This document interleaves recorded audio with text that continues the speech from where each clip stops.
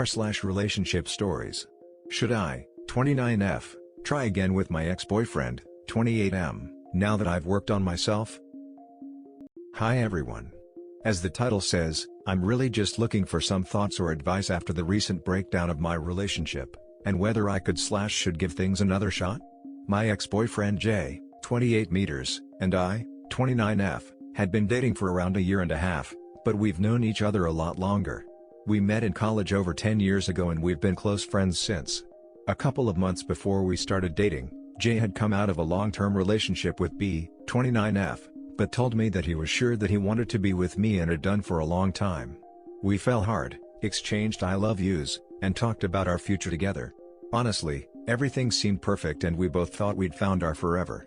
The issues in our relationship started when Jay's mental health started to decline. He slowly became withdrawn, didn't want to talk as much, and just seemed really distant. I wasn't really sure what was going on, but put it down to the fact he'd had a lot of changes in his life, end of his last relationship and moving out, and maybe he was just doing some processing. This continued for around 6 to 8 weeks, and there was very little I could do to reach him. Despite my worry, I did my best to give him space and support him, but eventually after a discussion with me crying down the phone asking what was going on, he admitted that he was depressed and didn't know if he wanted to go back to his ex, B, or if he even loved me anymore. Needless to say I was devastated. Jay messaged me a month later apologizing for his behavior, and said he didn't know why he said the things he did. He told me his mental health had been terrible, that he was receiving treatment, medication, and that he wanted to be with me. We started talking again. But he said he wanted to take it easy because he was fragile from what had happened to him. I agreed to try again because I still loved him, and he seemed sincere in what he'd said. Understandably, I was insecure going back into the relationship, and scared that the same thing would happen again. Despite this, I recognized that he had been through a hard time, and I wanted to do everything I could to support him. I looked after him, made his favorite meals, arranged cute dates, and bought him little things, like surprise breakfast or coffee, every so often to show I cared. When I asked to have some closeness back from Jay being called pet names, baby, cutie, etc., and to be told that he loved me, he said it was there but that he wasn't ready, and that I had to let it come back on its own and to stop asking. The lack of closeness extended for a number of months, and none of these things came back. It also crept into two other areas too. Jay would message and call me less, want to stay over/hang out less. He started deciding last minute to leave, either at 9 or in the middle of the day to do his own thing, and our intimacy levels, cuddles, sex, etc., also decreased. I really struggled with all of this and kept asking why these things weren't there anymore, if I was doing something wrong, and whether he wanted to be with me/saw a future with me. I did my best not to ask too much and go with the flow, but I really struggled, and I brought it up regularly. When I told Jay that I was hurting, he would tell me that he wasn't responsible for me feeling that way, that I chose to be hurt, that he didn't call me cute names, say I love you more often, stay over, etc., and that I was making him feel blamed for something that wasn't his fault. He said that all I did was talk about the relationship, and what he was or wasn't doing, and that I needed to find a way to deal with it myself. At times he got really frustrated with me, called me some unkind names, and said that my constant asking wasn't attractive and didn't make him want to spend time with me. I felt like nothing I did made a difference, and he just kept withdrawing. Eventually I left the relationship because I couldn't take any more, and we are where we are today. You need to stop treating the problems in your relationship as something that was 100% your fault. Recognizing that your own insecurities were affecting the relationship and working on them is great. I think that work will help you a lot in future relationships. But there's nothing wrong with wanting affection and emotional support from a romantic partner, especially one who had already betrayed you before. It seems to me that you believe that if you fix yourself and do everything correctly, your relationship will go back to how it was before it first declined, and unfortunately, that's not how it's gonna work. Think about it, you've done so much to compromise and accommodate for the way that he wants to be loved, but when you tell him the way you want to be loved, does he do the same?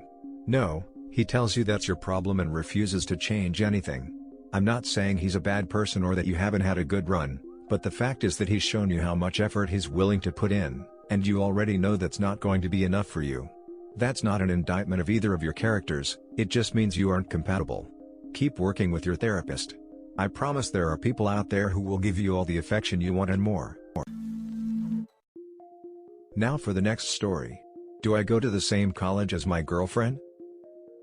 I, 18 meters, have been dating this girl, 19F, for a little over a year now but have talked to each other well over 2 years. I'm now a senior in high school and she's a freshman at a college an hour and a half west from where we are from. I was already determined to go to a college about 7 hours away from me before we started dating, and to be honest, this issue didn't cross my mind until about last week. The reason I'm going to this college is because I have a full ride scholarship there, nothing special about this college, and both my parents went there. Here's where I'm stuck. My girlfriend and I are very committed to each other and I legitimately believe we could easily be together for a long time.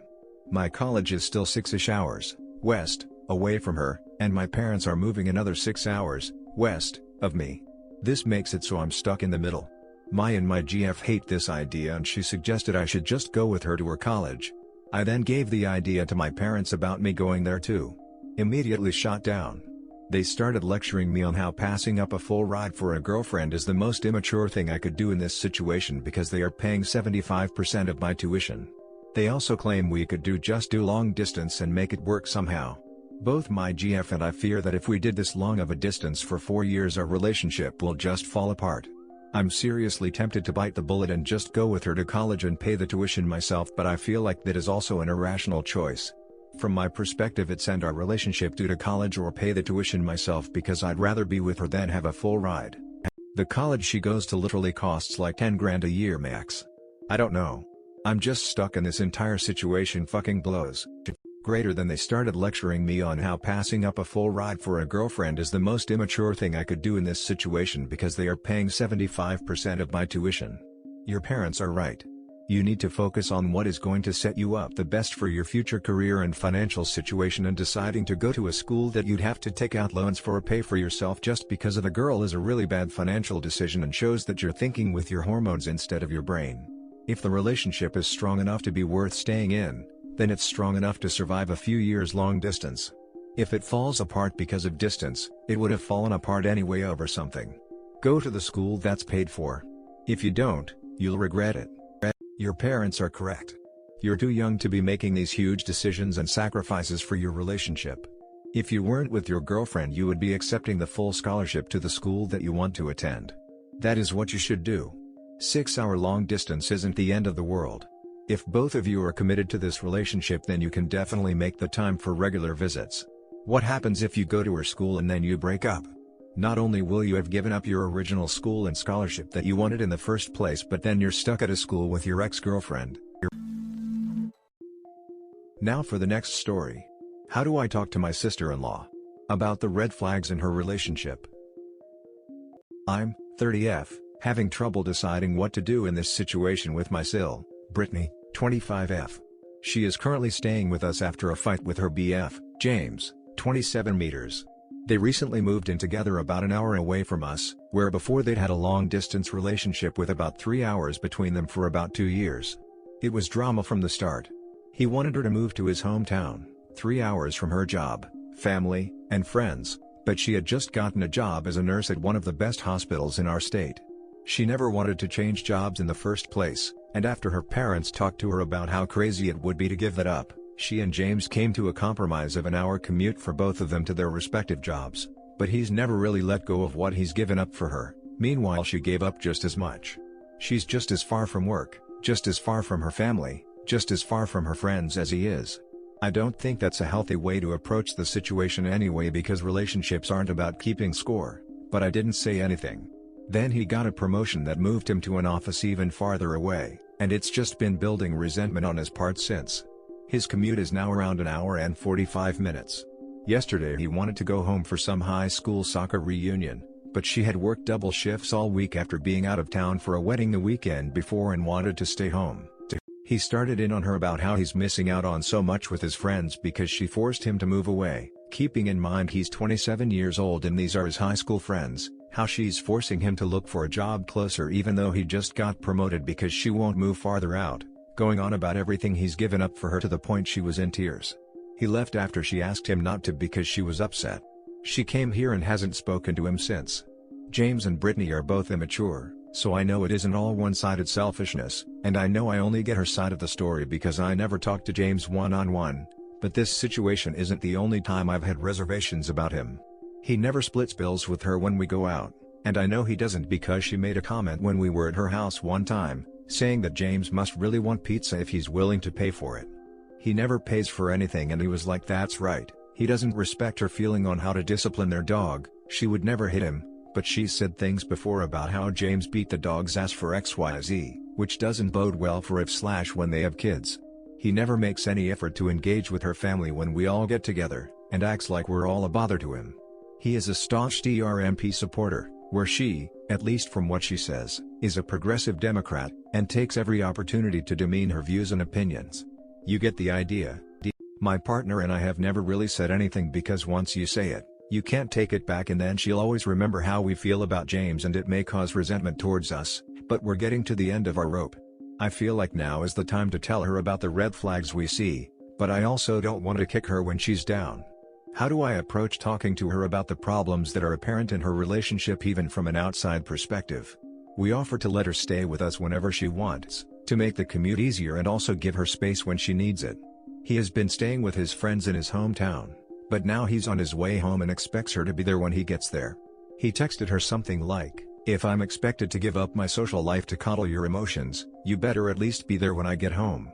My partner already made a comment about how he's the one expecting to be coddled, but that's as far as either of us have gone as far as criticism goes. I'm just stuck on what to say/how far to take it with her. Too long didn't read.